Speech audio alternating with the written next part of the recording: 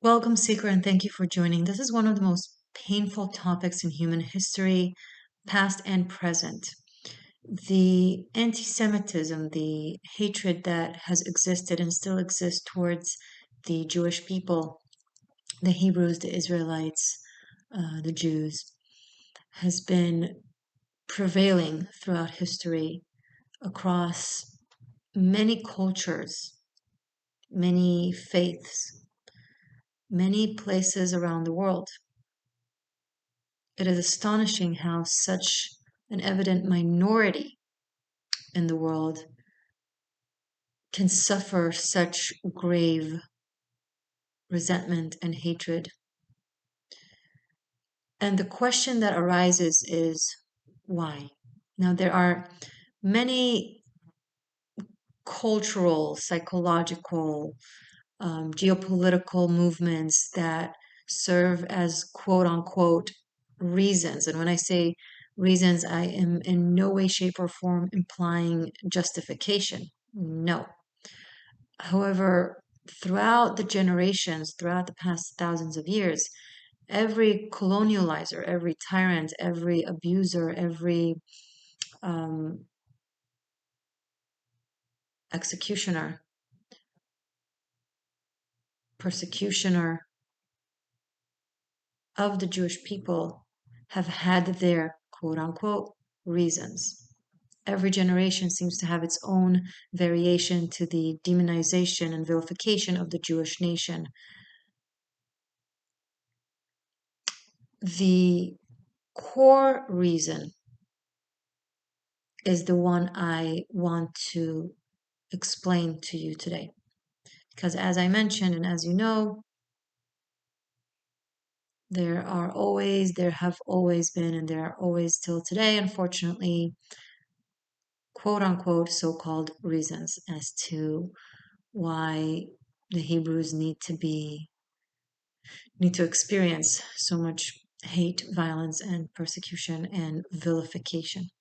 Right? It always starts with vilification, and that way it generates quote unquote validation for a culture to proceed in annihilation, in exile, and so on and so forth. The core reason behind the existence of this phenomenon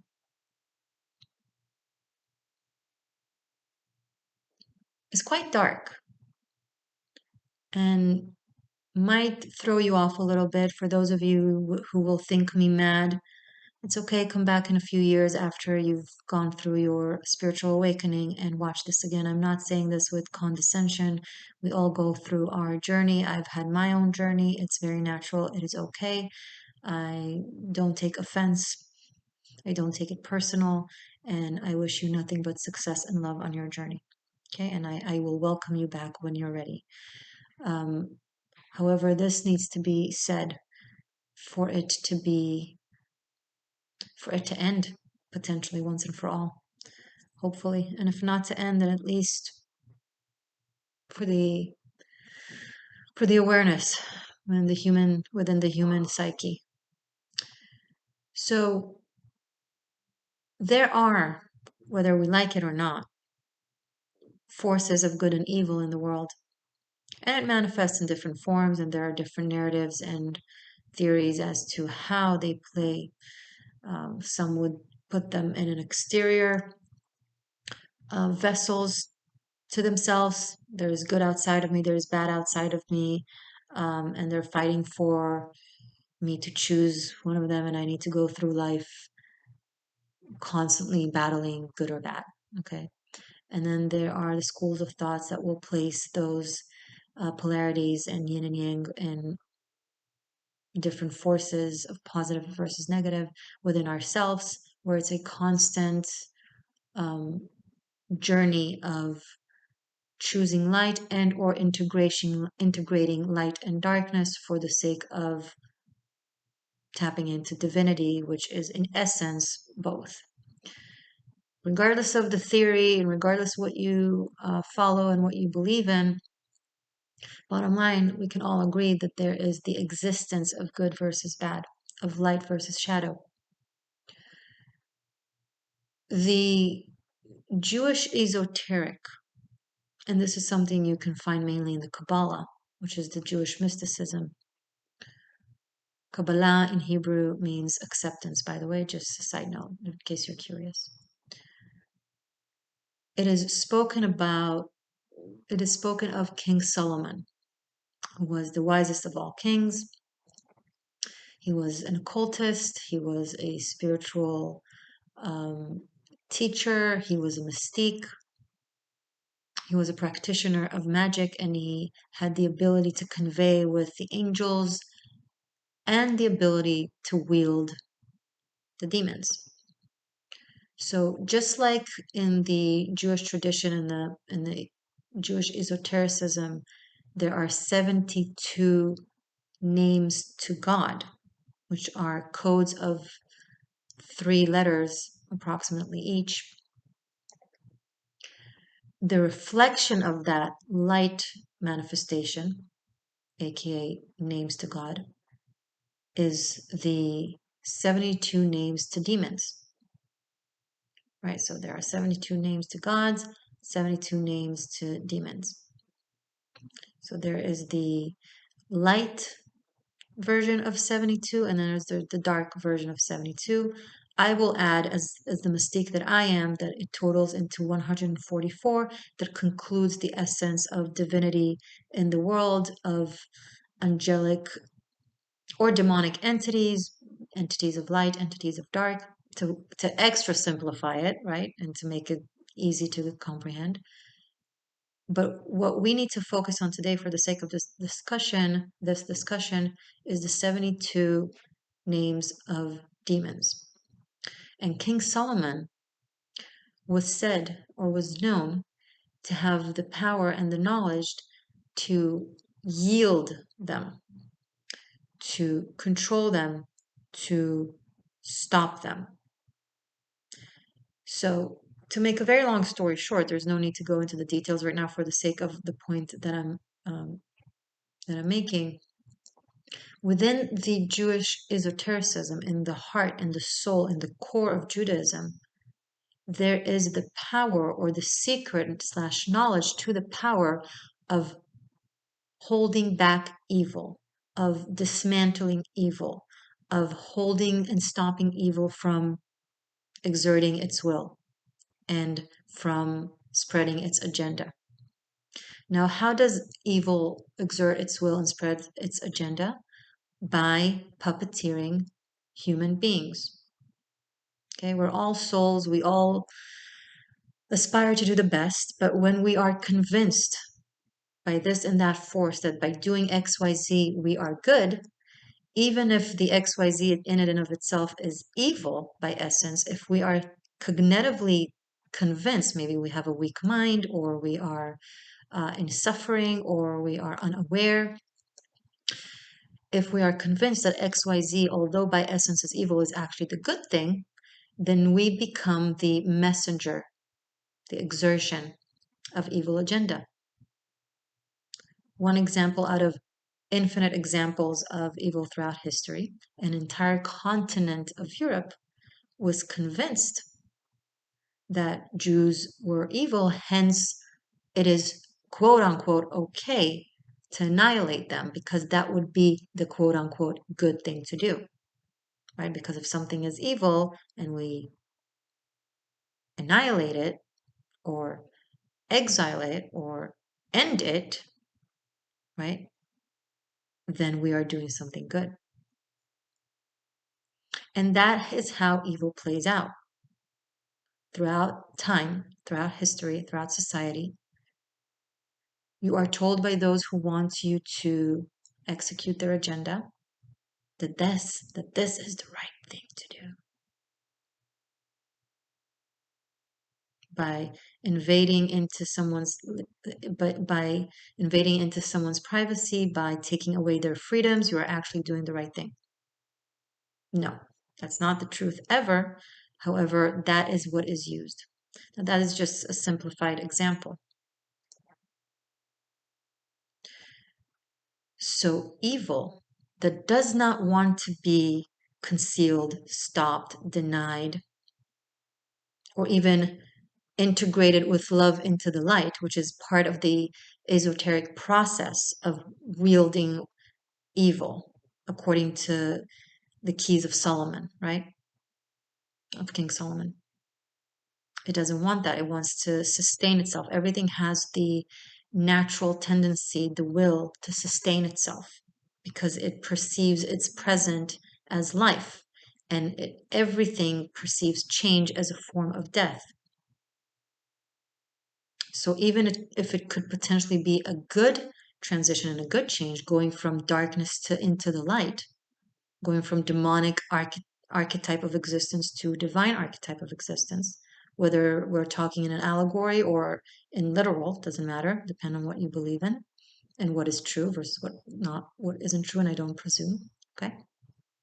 Still, things tend to not seek transformation, rather sustain themselves. So when evil is quite aware that there is a school of thought, a nation of people that has that knowledge to defeat it, to stop it,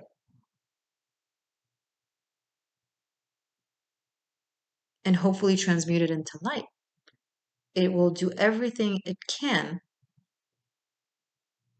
to deny it, to stop it. I'm sorry. So going back to how evil exerts its agenda, it puppeteers weak minds and different cultures throughout history and the world, constantly whispering in their ears, and it plays out in different forms, right? In the last century, it plays out as World War II.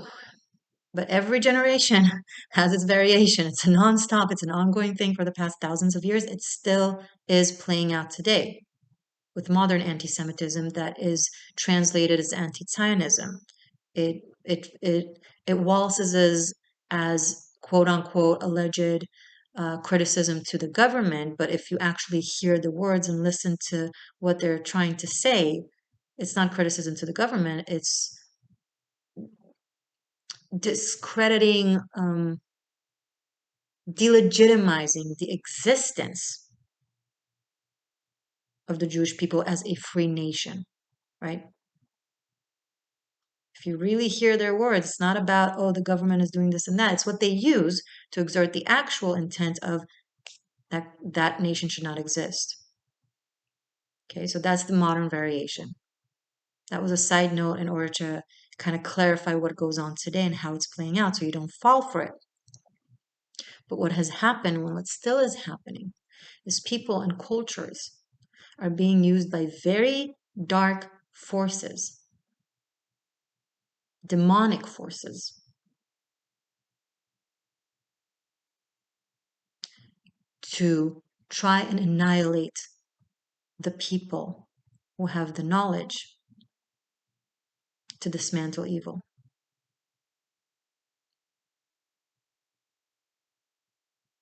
Good is called evil, and evil is called good.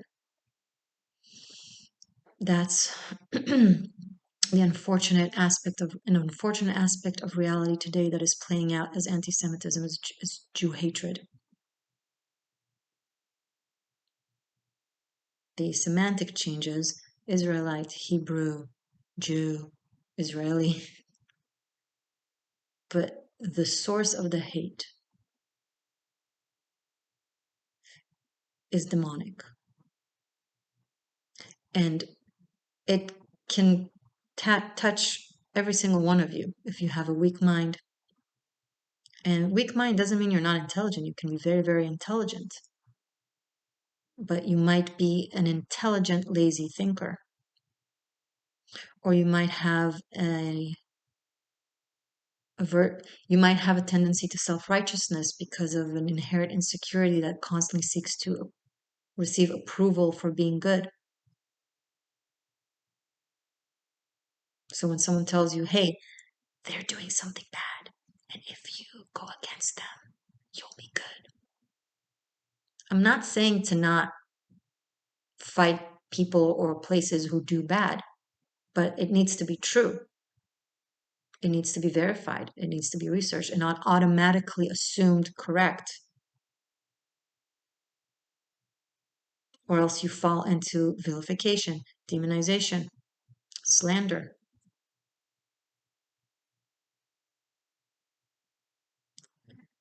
The core reason, if you really peel all the layers of the onions, and there are many layers to it, if you get to the core of it, is that the Jewish people have the knowledge to fight evil, and evil wants to stop it. How about instead of falling to it or enabling it, and enabling it is participating in it, it's just as much. The world will not be ruined by those who do evil, but by those who stand aside and do nothing about it. Albert Einstein. Smart guy. Instead of doing that, research. Research the true history, the true origin, and most importantly, the truth of today. Go visit the places that you hear so many lies about before you speak of it, before you partake in yet another variation to a demonization of the Jewish nation. Because this is literally the fight between light and dark. Quite literally. And to all other nations of the world, this is in no way, shape, or form to say that the Jewish people are better than you in any way, shape, or form. It's just that knowledge is good power, and depending on how you use it. And if you use it to do good and to war off evil, for lack of a better term, inevitably evil will resist.